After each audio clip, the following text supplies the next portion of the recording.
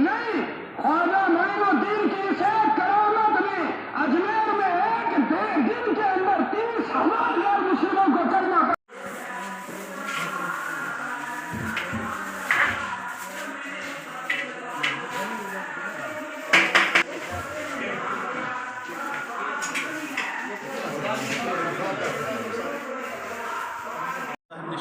बिस्मिल्लाहिर्रहमानिर्रहीम या अय्युहल्लज़ीना आमनु तक़ुल्लाह व कूनू मअस-सादिक़ीन आमनतु बिल्लाहि सदक़ल्लाहुल अज़ीम।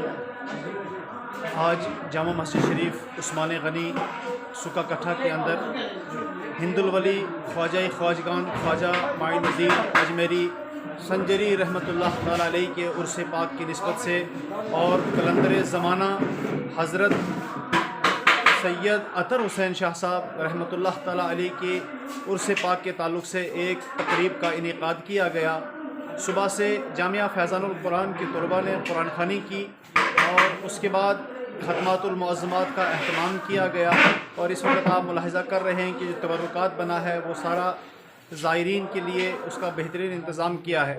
अब उलमा किराम के बयानात चल रहे हैं। आज मेहमान ख़ुसूसी हज़रत अल्लामा मौलाना अब्दुल हमीद नईमी साहब लॉरेंस से तशरीफ़ ला रहे हैं।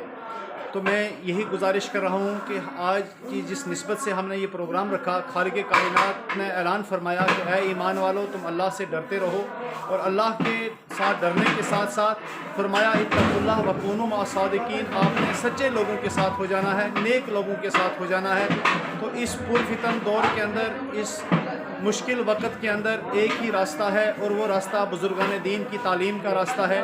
जब तक हम बुज़ुर्गान दीन की आस्थानों से वाबस्तगी रखेंगे, और यही दरगाहें खानकाहें हैं कि जिनके आस्थान पर जब इंसान पहुंचता है वो बग़ैर रंग व नस्ल के, बग़ैर मज़हब व मिल्लत के इम्तियाज़ के वो अपने आप को वहाँ से फैज़याब करके जाते हैं। सूफ़ीज़म के साथ खड़े होने की ज़रूरत है ताकि इस वक्त मुश्किल हालात से अपने मुल्क को, अपने रियासत को हम बेहतरी की तरफ ला सकें, ताकि ऐसे दरगाहों पर हमें जाना है, उनकी हाज़िरी को यकीनी बनाना है जो अमन और शांति का पैगाम देते हैं, जो भाईचारी और इत्तिफ़ाक़ व इत्तिहाद का दर्स देते हैं। लिहाजा हमें जिस्मानी लिहाज के साथ साथ अपने रूहानियत को भी मलहूज़ ख़ातिर रखते हुए उसकी तरफ तवज्जो देना है। तो मैं ख़ास करके पूरी नौजवानों की तरफ तवज्जो इस तरह मबजूल कराना चाहूँगा उनके वालिदैन को कि अपने बच्चों को दीन की तरफ गामज़द करें, अपने बच्चों को मज़ारात औलिया के साथ मुंसलिक करें, ताकि उनकी तालीम पर हम कायम खड़े होकर, अमल पैरा होकर हम मुल्क और अमन और शांति के लिए एकजा हो सके। मैं इसी पर इत्तिफ़ाक़ करता हूँ। अस्सलामु अलैकुम व रहमतुल्लाह।